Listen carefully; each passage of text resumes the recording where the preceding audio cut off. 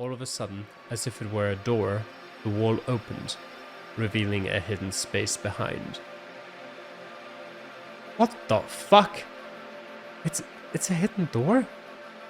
I'd slid the moving piece to the right, and before I could think, my hand had pushed open the entire wall. It was revealed to be very thin, and past it the corridor extended. They've even got secret passages here? What is this place? No light existed on the other side, but it seemed to lead to a narrow partition. It's another door. Yes, but it doesn't have a handle. At first I thought it was just another wall. I tried to push it open, but it didn't move. Where a handle or a doorknob should have been, there were two round holes. A big one with metallic pieces inside, and a smaller empty one. Someone here knows about this, right? Those marks have to mean someone opened this recently. And no matter if they went through this door, the culprit could have easily escaped from us if they just hid here. Why was something like this even built in the first place? It might have been part of Ashia's countermeasures to sin, but that means that Kate would have to know about it. I mean, no matter what it's for, there's no way he doesn't know about it, right? That part of the storeroom felt colder than the rest of the building, likely because the temperature regulation didn't reach it. Still awestruck, I kept examining the door. I think there should be a handle here. When you remove a handle with a keyhole from a door, you're left with these holes. I think the small one is where the keyhole would be, and the bigger one is what connects the handle with the turning mechanism. This means that this door can usually be unlocked with a key, but without the handle we won't be able to open it even if we find the right one. I guess someone could have unscrewed it on purpose to make sure it's never unlocked again. Yeah, I have no idea what's through here, but we can't find out. It looks like a sturdy enough door, so it won't open without the handle and the key. I tried it a few more times, but it didn't budge at all. Hey! What the hell is going on? A sudden voice startled us, and we turned around instantly. Kate's silhouette was behind us, the single light only hitting his back. We found this hidden section behind the wall. Where does this door lead to? You must be screwing with me. A hidden section? There's no way. You're seeing it right now. Did you not know about it? No, I did not know about it. What is this? Oh, look at this. Good find, Atsuki. From behind Kate, another silhouette appeared. Without a doubt, the voice belonged to Sai. She'd have found it, actually. Oh, you finally did something. Good job. Sai's condescending attitude had already resurfaced. He skidded over to us and began to examine the door. Two more figures peeked in from the entrance. As they stepped in, the light revealed they were the last two remaining people, Akro and Erina. We were gonna search for you. Did you take this chance to sneak into your hideout? I actually found it while we were searching for you, so you tell us. Where did you go? The bathrooms here were empty. You're all always in a rush as soon as I go somewhere. I just went to the floor 2 bathroom since Naomi's still in this floors. Wait, what? No, you didn't. I was there and you definitely didn't come. Alright, let's settle this quickly. Kate's lying, I was up there and he never showed up. I bet he already told you he'd gone upstairs, right? Now since I revealed I was there, he couldn't back out of his lie, so he chose to accuse me. That's Kate for you. This is getting old. You guys can choose to believe him if you want, but he's only manipulating you. Kate, we found a hidden passage, so stop trying to always be the center of attention. Let's be quick. Did you leave the bathroom's door open or closed? Closed. I always close doors behind me when I leave an empty room. Unfortunately, he's right. I closed the door, so take him up on his offer and believe me. Now, look at this. Someone removed the keyhole from this door to prevent us from opening it. Not only that, but the inner mechanism was broken too. This won't allow for a new handle to be inserted. Whoever the culprit is, they are likely to still be somewhere, so they might be behind this door right now, which is how they keep avoiding being found. I love this sentence. Whoever the culprit is, they're likely to still be somewhere. Yeah, I agree, Sai. They are probably somewhere. Kate, be smart for once and tell us where this goes. You heard me earlier. I was unaware of this hidden partition entirely. You're awful at your job then. Ashia must have constructed this for a reason, and it's impossible you weren't aware of it. Do you guys not think it might lead to the left side of the tower? You mean outside? Yes.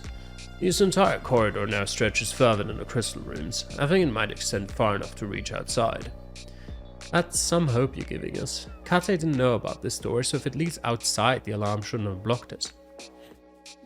That's right. I can assure you that the alarm did not do anything to this door. Someone did, though. The keyhole was removed, probably to prevent us from unlocking it with the key. Isn't that implying that one of us has it? Otherwise, the lock would be enough of a barrier. Well, nothing around here looks modern. If this door is old, the chances of picking the lock are high. Maybe it was done to prevent that. True, yeah. How did you spot the hidden opening, Shiria? I saw some light reflecting off one of the tiles. Someone's fingerprints had removed some dust in the corner of the wall. That ended up being the way to open it. Listen, this was recent. If the door leads outside, the culprit might actually have escaped with the handle. This building is situated at the outskirts of town, so the sides and back are never seen by anyone and are empty grassy fields. I'm sure the police are keeping watch outside, but probably only at the front, where the entrance and windows are. They shouldn't be aware of this door either, so escaping unseen could certainly be doable. There's no way this leads out of the building. I've never seen the outline of a door from the outside, and there's no light coming from behind the door. It's absolutely impossible this kind of way out exists. I actually agree with Kate there. The gaps aren't big enough to let light pass, or the door is wider than it seems. Just think about it though, why would the secret passage be constructed? If they had something to hide in it, they wouldn't have another locked door past it. They would just hide it in a secret passage itself, or this door wouldn't be here and locked. In fact, I believe this passage is the secret itself. It must be hidden to not reveal that this door leads outside. If the middle wall didn't exist, the length of the room would reveal it. I think you're right. That's what this partition is hiding. So, we're a single door away from making it out? Can we break it down? There's no way, just look at it. Whoever removed the handle knew very well that we couldn't do that. I know this is bound to happen eventually, but do you realize what will occur if we manage to force it open? It will reveal that the Sekimeiya has time-traveling powers. What kind of consequences will that have? That was very inconsiderate since Erina, who hadn't said anything in a very long time, was next to us. Our priority had to be making it out as soon as possible, so that the police could understand what had happened to Isla. However, it would also completely invalidate the recording. Don't get me wrong, I'm not worried, I'm just intrigued. How is it even remotely possible the Sekimeiya exists? How did it make it here without anyone finding out about its powers? These big picture questions are what I'm most lost about. I hit the door and the sound echoed heavily throughout the corridor. I repeated that a few times, trying to be as loud as I could and intending to be heard from the outside. Nobody will come. I refuse to believe this leads outside. I'm more inclined to think the culprit is currently behind this door, listening. Is there nothing else we can do? Sliding anything through the gaps, for example? What, a letter? We're too far from the entrance to be heard, and I doubt anyone is currently looking at this side. Regardless, these gaps are way too thin, probably to hide the door's existence from the outside. It was incredibly frustrating. We might have found an exit that the alarm hadn't affected, but the culprit had made sure to finish the job. Had it been in case we found the moving wall, or for a deeper reason? And how did the culprit know about it, but not Kate? Why was it there in the first place? Not only did the door lock us inside, but it also produced even more questions. Feeling defeated, we left what had become a narrow, dim corridor to return to the wider but still dark hallway A. I thought something was noteworthy. Even though a perfect hiding spot existed, the Sekimeiya had never been hidden in it. Why? Earlier it had been hidden in the storeroom. That might have meant that the person who'd done it hadn't been aware of the movable wall. We ignored the little fight between Sai and Kate, but there weren't many layers to it. One of them was lying and it was nothing new, as they'd surely lied more than once already. The fact that one of them had taken advantage of the situation with Isla to act on their own, though, proved that they weren't to be taken lightly. In addition, one of them could have easily been responsible for the cold cabin as Shira and I had returned to normal. Mindlessly, we went to the event room. It didn't have anything new to tell us, as the Sekimeiya was still present behind the glass. So it hasn't moved. It's clear that either Sai or Kate didn't go to the bathroom early, so they must have had some other business. Good thought. Tell us, Kate, what business did you have that justified lying to us? It's time to put an end to this. Sai won't stop lying as much as he pleases, so we'll have to wait until the security footage reveals all of his actions. So, do you really believe the footage will be salvaged? Even though the cameras are recording, is it really being saved somewhere? Of course, the computer isn't detecting the system, but as soon as that's solved, it'll have access to all of the stored footage. Did you perhaps think you'd be able to roam freely without consequences?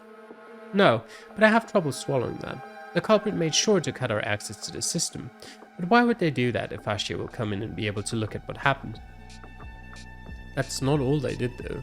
At the same time, our only method of communication was removed. I believe the reason behind that entire thing was to prevent us from conveying what's happening while we're still here. It's possible that once we get out, the culprit won't care about Ashia finding out what happened. I try to make that sound interesting, but it's idiotic. They were able to power off the computer, but it turned back on minutes later, so why didn't they choose to keep it off forever? Most likely the reason they let us use it again was because they'd made sure that the recordings wouldn't be accessible. Additionally, it let us know that somehow they'd managed to disable our communication method.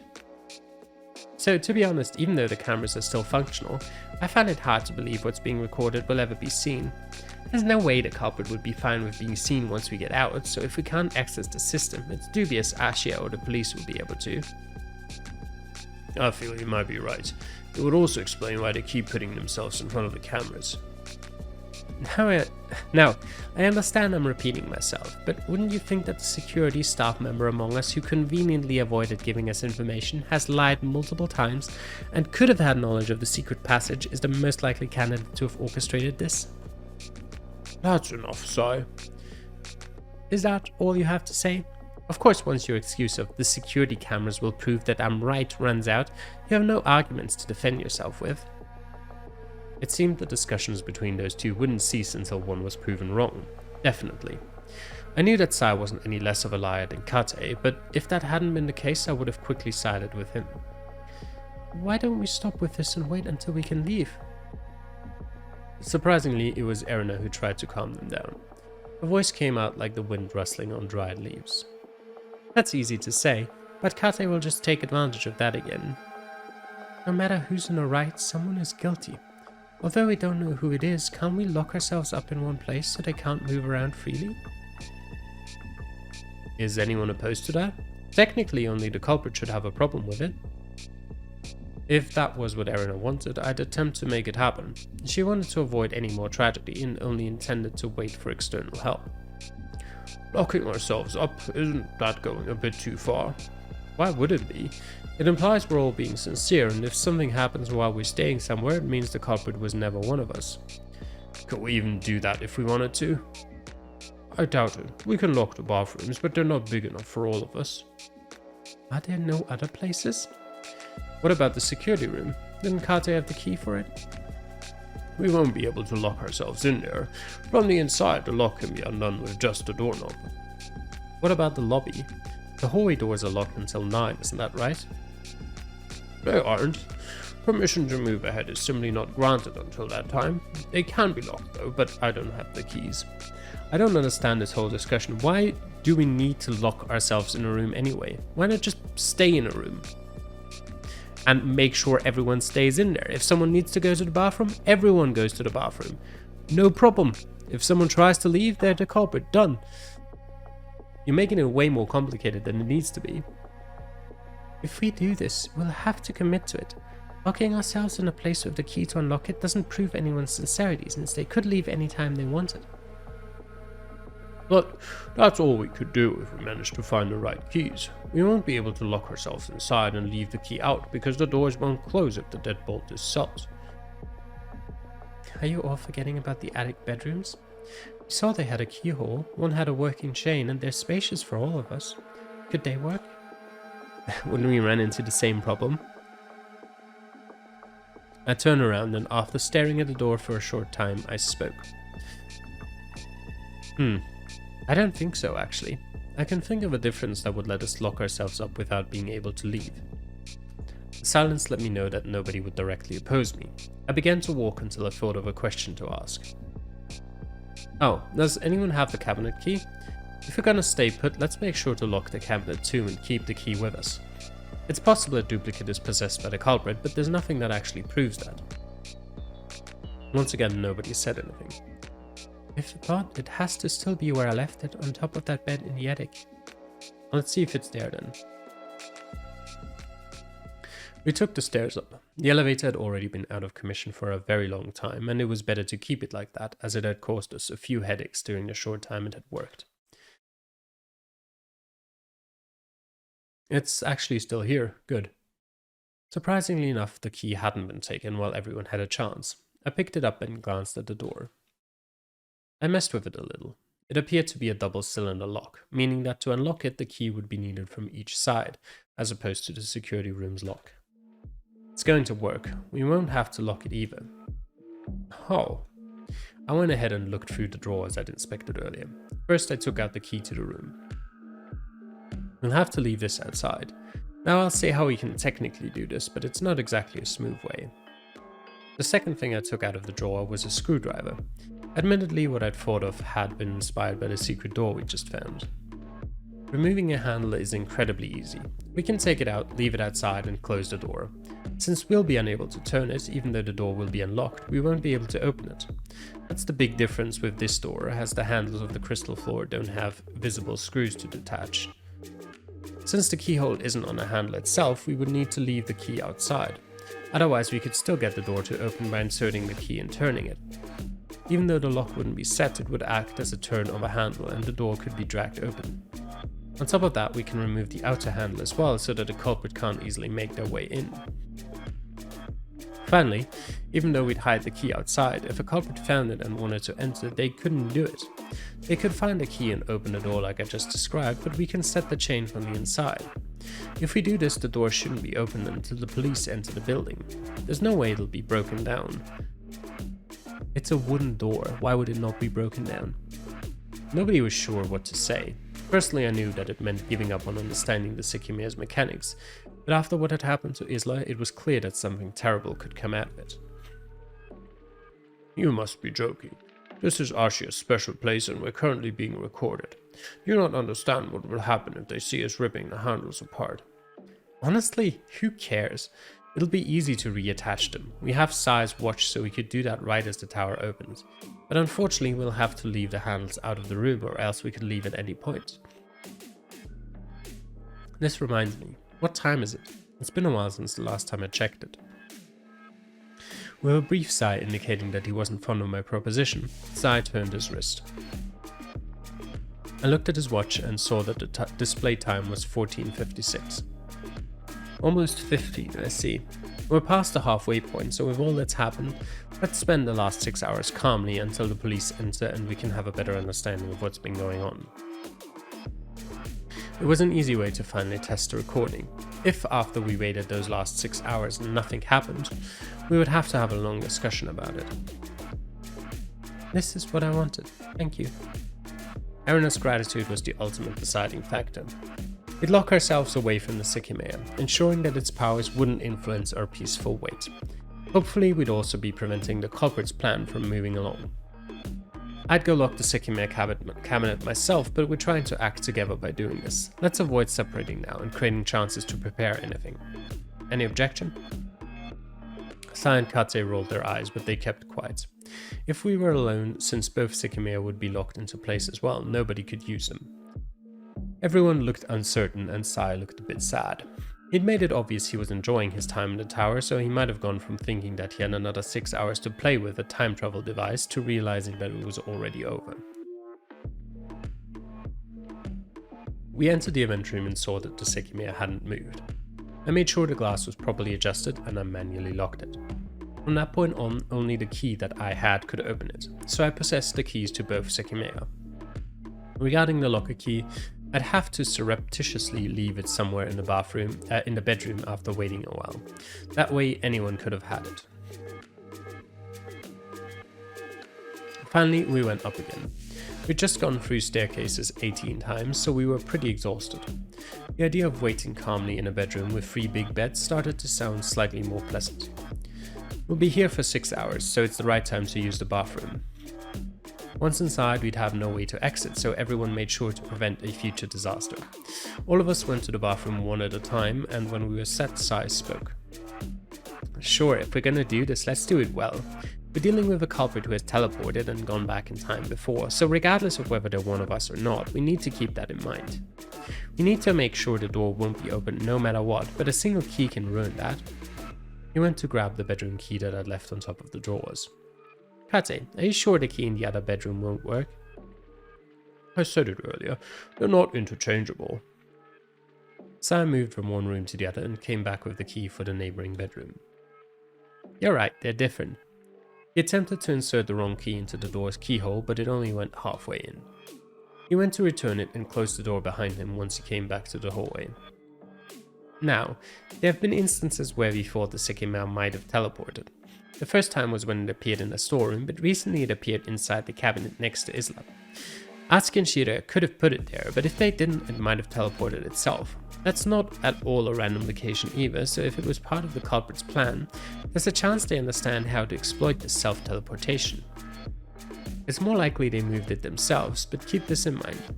If that's what happened, they must have traveled from the future, because we'd inspected the whole building before that point.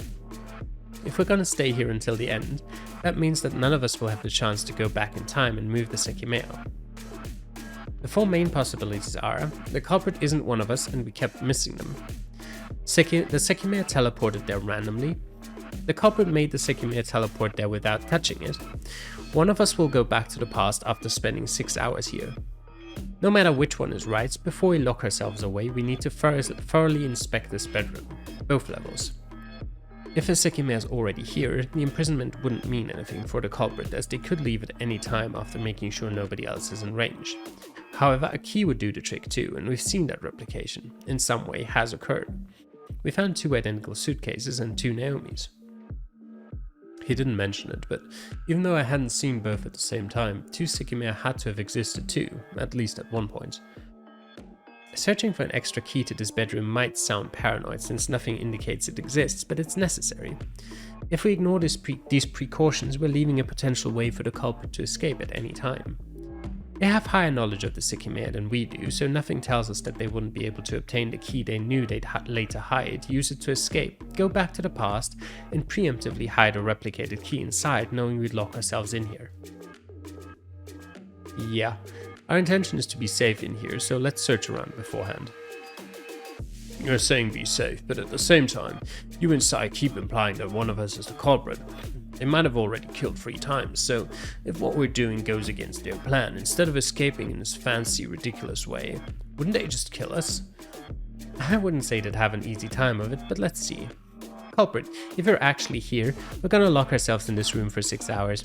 If you intend to at some point kill us to continue with your plan, hurry up and do it now before you need to deal with breaking the door down. Nobody moved, but it was clear that we all had our guard up. If the culprit was around and didn't care about killing us if they had to, the right call would likely be to start after we were locked inside so that nobody could run away. It's not like anyone has really spoken up against this plan, right? It might even be that by staying here we're not at all doing something inconvenient for the culprit. In any case, it's undeniably safer than continuing to roam around. That seemed to assuage Akura's worries. The 6 of us went to the upper section of the bedroom to inspect it. I used that time to try to prevent something really bad from happening, as Sai's insistence had made me realize something else was to come. Body checks. The space was small, so we shortly determined that there were no keys anywhere.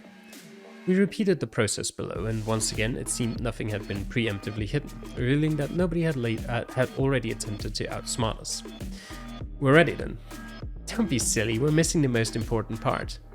What do you mean? We need to search everyone. Someone could currently have the key. Of course, as I thought, Sai wouldn't miss such an obvious procedure. It was very important to do it, but in our situation it meant something else. The key to Naomi's locker that I kept on myself was likely about to be found. Julia must have been aware of it too. As soon as I found myself in that unavoidable situation, there was nothing I could have done without being seen. I'd only managed to prepare a risky trick before we'd gone up the ladder, and I'd already begun to run through possible excuses while foolishly regretting not having hidden it in the bathroom. When we were up top, I made sure nobody had the funny idea of leaving anything hidden for later. I'm very sure that, right now, both sections of this bedroom don't contain anything the culprit has deliberately left. I'll begin. Sai showed us the contents of every one of his pockets, his hip pack and shoes. He held the original key to the bedroom, but he'd been gripping it since before we'd started to look around. However, he took something else from one of his back pockets. This is the key to my house and my identification, and this is the ticket for today's event. I have nothing else on myself. That's all the same. Hold on, you don't mean to say that proves you're clean, do you? My objection had a reason behind it. That method of showing we didn't possess anything was very disadvantageous for me. Even though letting them find my key wouldn't have been the worst, Shira and I would have become very suspicious, and if anyone realized what the key was for, they would all see the Sekimeiya in the locker. Furthermore, it would bring back the commotion Aaron had been trying to eliminate. That was why I took the single chance I believe I had. Now, of course, do you want me to get naked? You said it earlier, if we're gonna do this, let's do it well. You could have a key under your clothes, yes, but you don't have to undress. I walked up to him and like a security agent, I began patting his body from top to bottom. Alright, now you can say you're clean. Do you really think you'd feel a key through clothes? Are you serious? Well, thank God, I was going to do this too, don't worry. Let's continue with you then. I mean, obviously Atsuki wasn't trying to search for a key there, but you know what I mean. I just wanted to make sure, and that's fine since you won't find anything. I immediately knew that I'd sounded a little off. It had been on purpose though, to set the expectation that nothing would be found on myself. As such, when he got to the right pocket of my pants, he looked at me with a frown, noticing that I'd been incorrect. Oh? I took that brief moment of surprise to take out what he'd felt from my pocket. Ah, right, I'd forgotten I'd kept this key here. With two fingers I was gripping the Sekimeiya cabinet key. I moved aside and placed it on top of the drawers. Ah, you sneaky bastard. He's gripping both keys as one, so it looks like he's only got one key there, when in fact he's got both keys. Just kind of stacked them together. I'll leave it here. We need to lock ourselves inside with it, as I said before. Trying to appear nonchalant, I walked back and told Sai to continue. Like I'd done to him, he finished checking the lower part of my body. Okay, you're clean too. Kate, mind being next?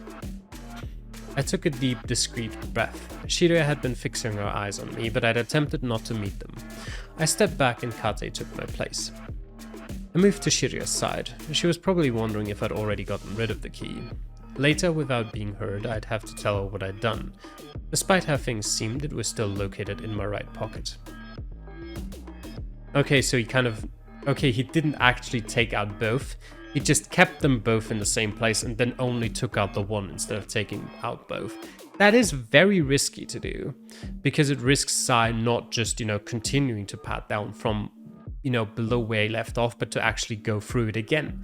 If he tapped the same pocket again, he'd notice there's still a key in there. So, risky, but alright. Taking advantage of the fact that I also had the cabinet key and that it was a bit bigger, I'd put the lockers, which had been in my back pocket, in the same pocket as the cabinets. Until that point, I'd avoided keeping both together so that I didn't produce metallic noises as I walked. Since the locker key was small, I'd purposely put it horizontally behind the cabinets so that I'd press his hand on it and only noticed the bigger shape at the front. Fortunately, I'd been able to abuse his minor surprise by taking out the cabinet key and leaving the smaller one inside. When the body inspection had proceeded, he'd already assumed the right pocket was clean and hadn't checked it again. Again, very risky, but okay. What's this? I looked up. Sai was feeling one of Kate's pockets and it appeared he'd found something inside. That time it was Sai who first put his hand in and retrieved yet again a key. Oh right, I'd also forgotten I had this. We all recognized it. It was the old-looking key we'd found on the floor of hallway A. Didn't you say you keep it somewhere safe? I forgot, but don't worry, my pocket is plenty safe. After staring at it, Sai put the key back in. In the next pocket, he found something else. For the third time in a row, they were keys. You know these four as well. One is for the bathrooms, another is for the security room, this one opens my locker in the staff room, and this one is for the door leading to floor 2. Silently, Sai finished the inspection without finding anything else. Still unsatisfied, he took out all the keys once again and attempted to insert them into the door's keyhole. They don't work. You're done then. He gave the keys back to Kate, and before the next person could be examined, I voiced a thought. That first key, could it be for the hidden door we found? I just thought the same thing. Both have this feeling of being fairly old. There's no other door in this building that does. Huh, you might be right actually.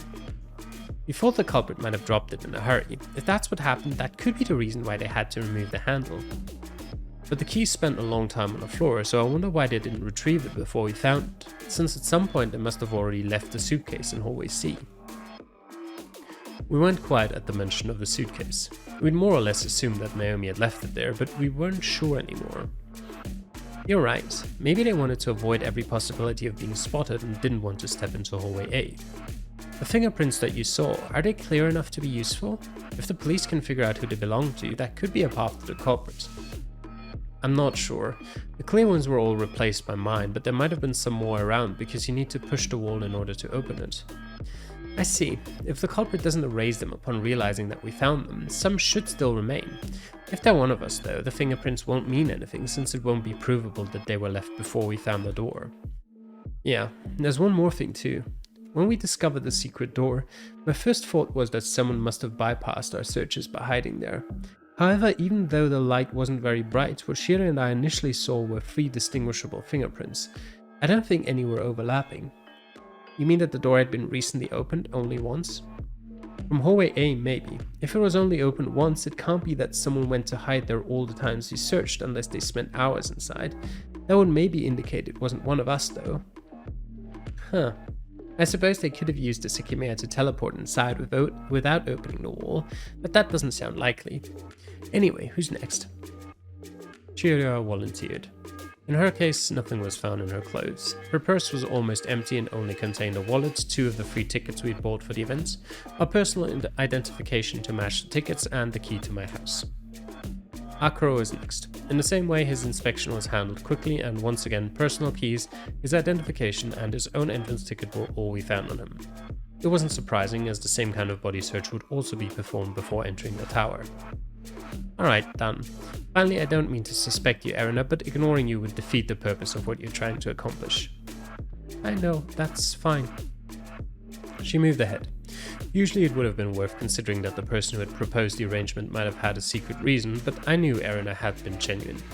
Sai gently made sure she hadn't been concealing anything, and by letting us know that her purse was clean as well, he put an end to our last measure.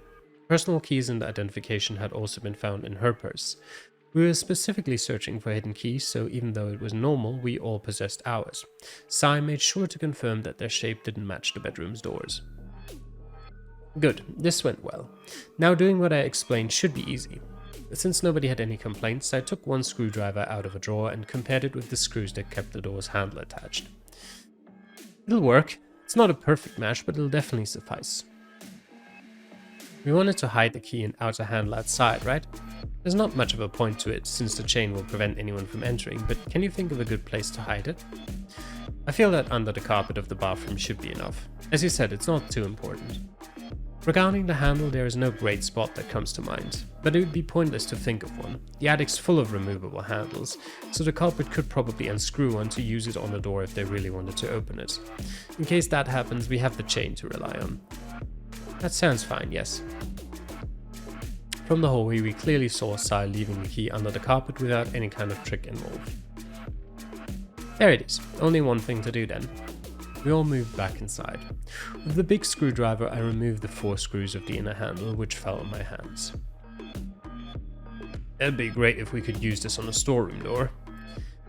We should all get ready to face the consequences of this. Don't be surprised if Ashia blows this mere action out of proportion. We get it, that's fine, they can do what they want. I unscrewed the outer handle too and left both of them under the bed of the opposite bedroom. In the door, only one hole became visible as the keyhole wasn't found on the handles themselves. I made sure that the door couldn't be opened through the hole. A very short metal cylinder was poking out, but it was incredibly tight. We weren't going to turn it from the inside. When I was certain, I asked one last time. Okay, this is it. If I close this door, we won't be able to open it again. Any final objection? I looked at the 5 of them, who knew what their next 6 hours would be like. Nobody opened their mouth, so I proceeded with the most important action. Slowly, I pushed the door forward. There was no friction against the floor, so I kept applying force until it satisfyingly set into place.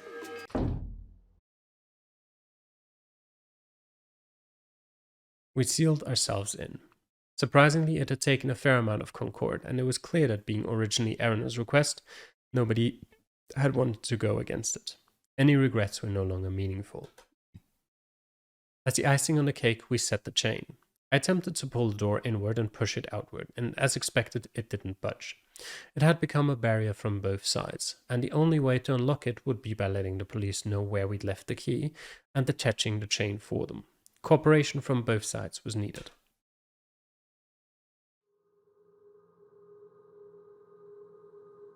Now we wait. We could do with a deck of cards. We don't have any, so just try to stay still and quiet for once. You've been enough of a handful for one day. Kate, there's a lot of resentment within you. How does it feel to know that after you wait 6 hours, you're gonna go straight to prison? I haven't done anything, so that won't happen. Well, Asha doesn't seem to think the same, remember? Wasn't your authority revoked? What's the time? 15:08. Did nothing else happen to your watch? Seems like it's still working fine. Excuse me? Oh, you know that? Yeah, we fixed it earlier. What? Yes, when we were waiting in the lobby before you two appeared. What? You didn't know. Sai asked me if I had lithium batteries because his watch wasn't working. He didn't mention that part when he told you what had happened, but it was insignificant. That's right. How did you know that, Atsuki? I wasn't talking about that. It didn't work once before that point. You're still claiming that wasn't you, right?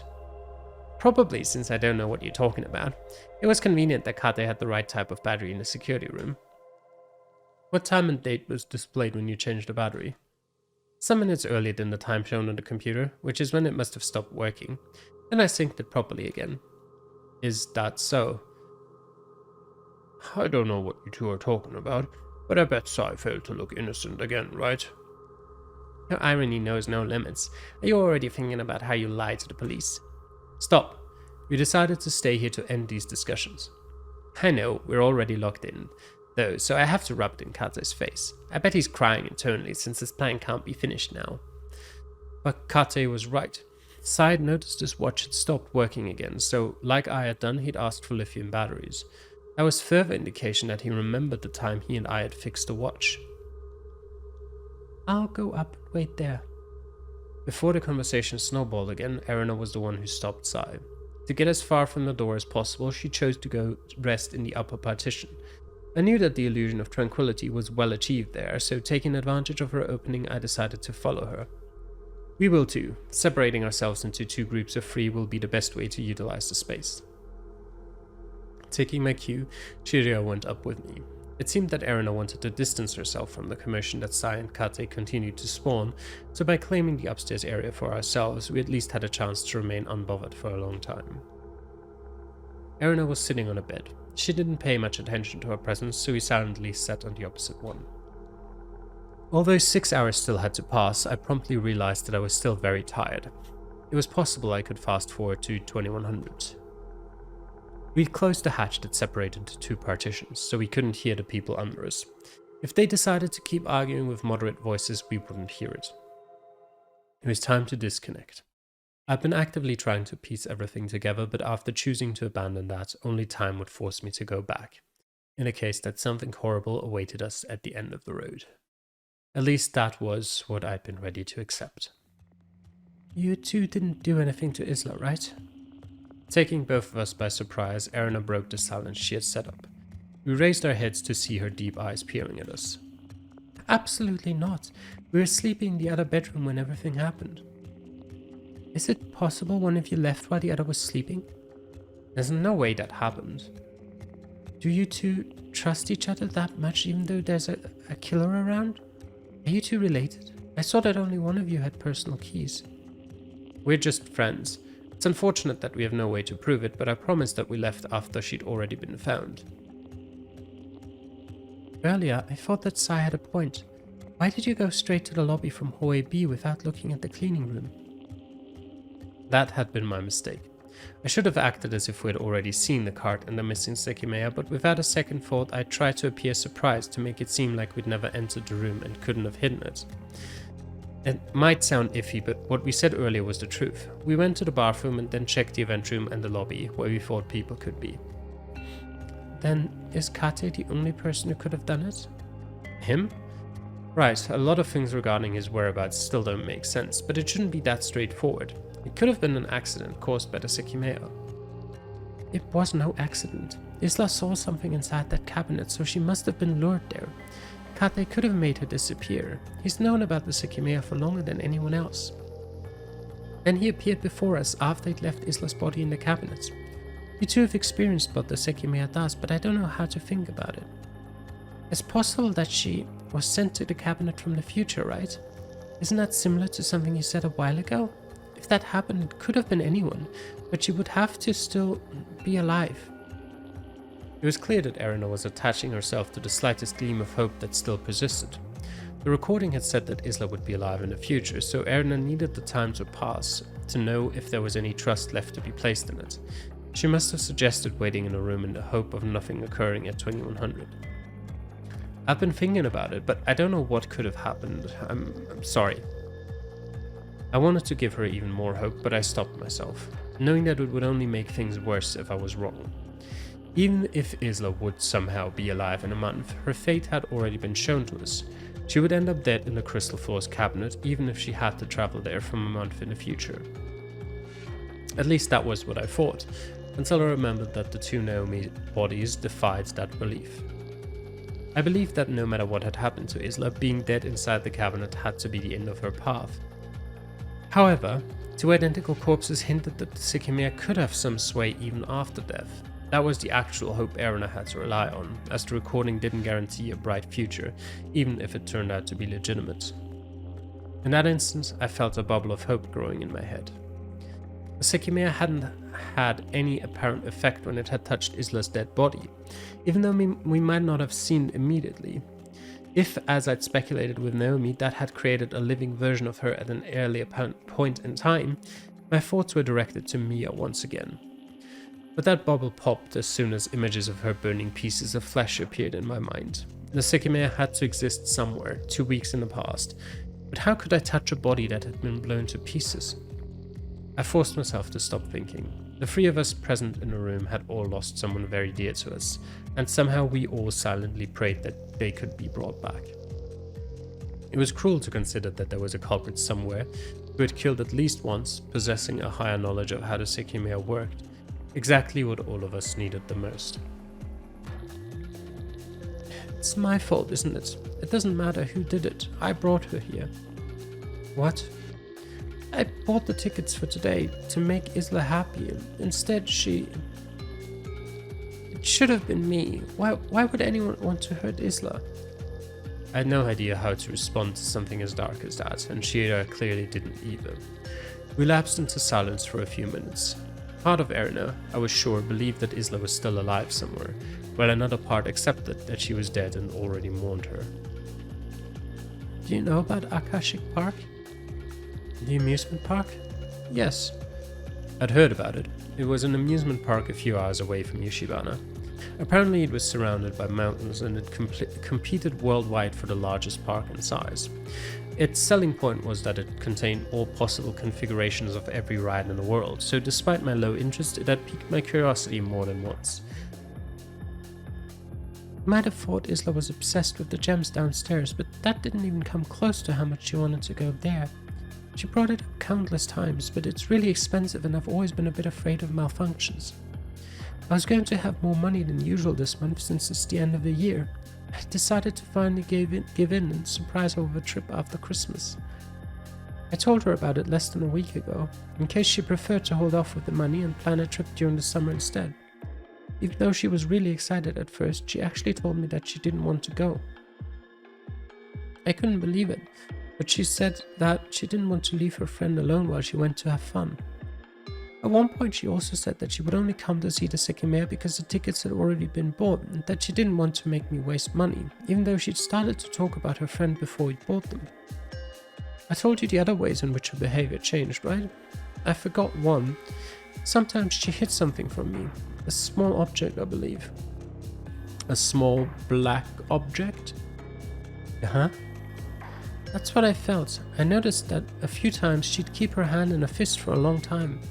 If I asked her to show me what she was hiding, she would run off, so I had to ignore it. It must have been something very small. I can't get it all out of my head. Whatever happened to Isla started weeks ago and I never realized it. All of that was difficult to respond to, so I stayed quiet. However, Shiria has said something far from the shallow answers I'd kept to myself. Hold on, Erna. I might know who Isla's friend was. What? Who? I frowned. How could she have known that? The only ideas I'd kept in mind had been an imaginary friend, a Sin member, and a staff member from the tower. I'm not sure if it makes sense. When you told us about the story of her friend, we hadn't experienced the Sekimeiya's powers yet. Now though, I just thought of something that could make a lot of sense. Herself from the future. Apparently she and her friend were living together, but you said that was impossible since you hadn't seen her. Could it be that her friend was herself, after having traveled to the past? I actually just got goosebumps right now. With that sentence, the huge but simple possibility opened up in my mind. I hadn't considered it at all since I'd been blinded by conspiracies, but I immediately understood why Shiria had reached that idea. Herself? What are you talking about? I would have seen her. I think Shiria might be right. What? You would have seen her, yes. You said that she started to disobey you sometimes, and that once you found her at home after not having gone to school. Right. They were actively keeping her identity from you because they felt like they couldn't reveal that another Isla had appeared. But when one of them went to school or to do what you instructed her to do, the other couldn't follow. During those instances, you might have seen the Isla who traveled from the future.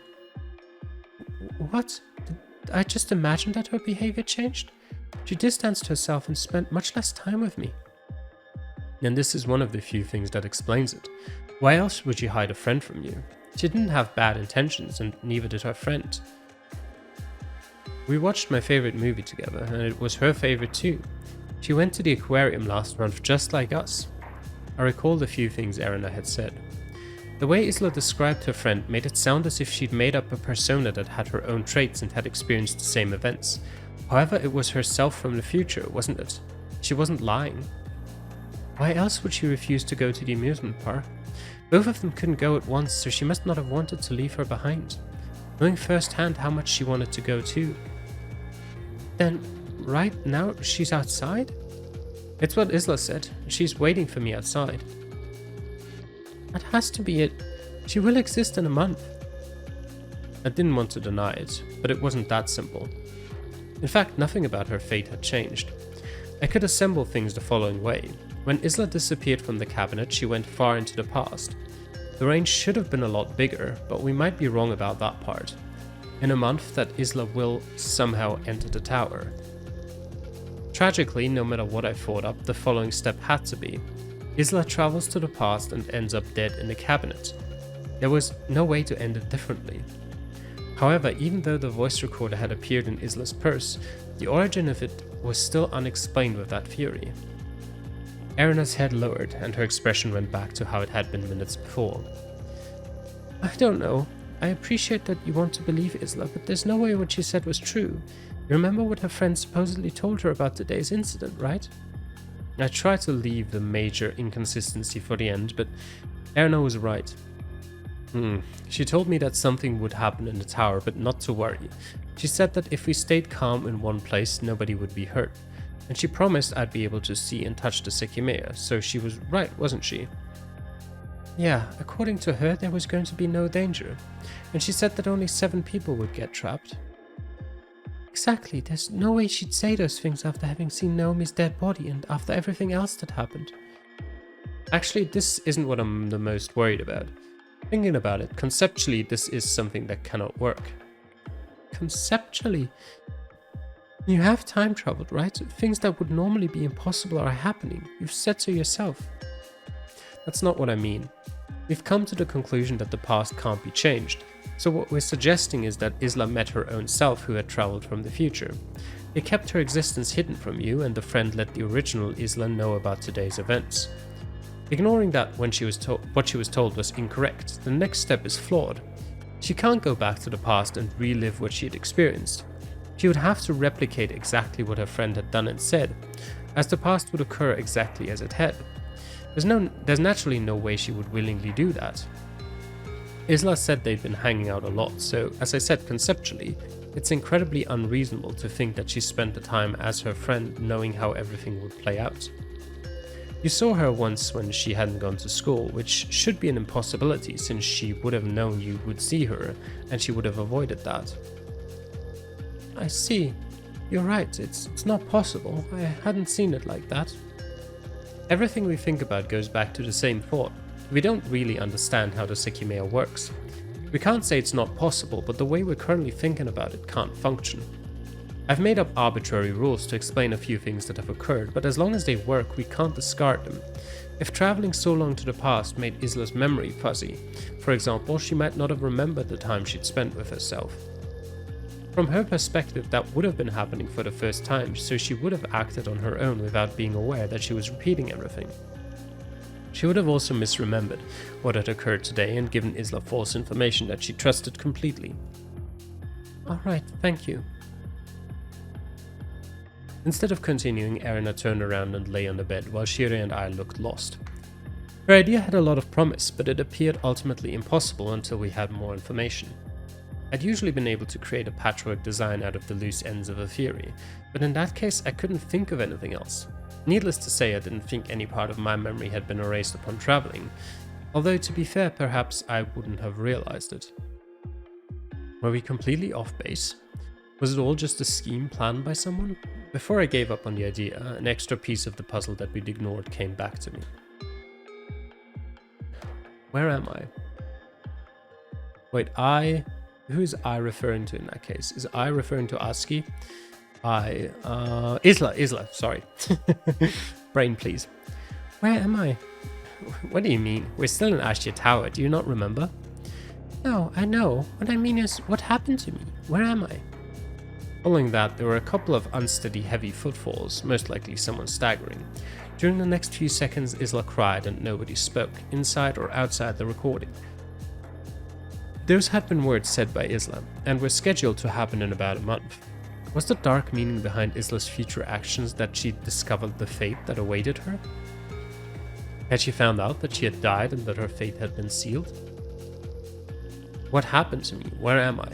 I recalled the agonizing way those words had sounded. I breathed deeply, but anxiety began to crawl up my back, exacerbated by my own lack of knowledge. I hated exploring all sorts of options without knowing if I'd ever find the truth. Isla's bleak ending had already been revealed to us, making the process of putting together its outline all the more draining. Shiria was resting her head on top of a big pillow. We'd been there for a little while and the people below us hadn't interrupted us yet. It seemed like relaxing would be an actual option. I climbed over Shiria and lay down, making contact with the cold wall. She was occupying both pillows, so I knew I'd have a hard time staying in a comfortable position. Trying to not mind it, I closed my eyes. As usual, attempting to keep my mind blank was futile. But the contents of what tormented me were very different. Time travel, a smoke attack, body doubles, murders, suspicion. What kind of mess were we in? I was aware that there was no guarantee I'd ever feel my own bed again, depending on what the truth around us really was. Ironically, the stiff bed began to help me get rid of those thoughts, and my senses slowly faded away.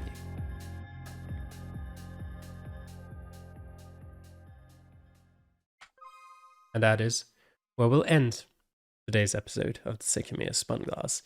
Thank you for watching, hope you enjoyed, and I'll hopefully see you again next time. Till then, bye.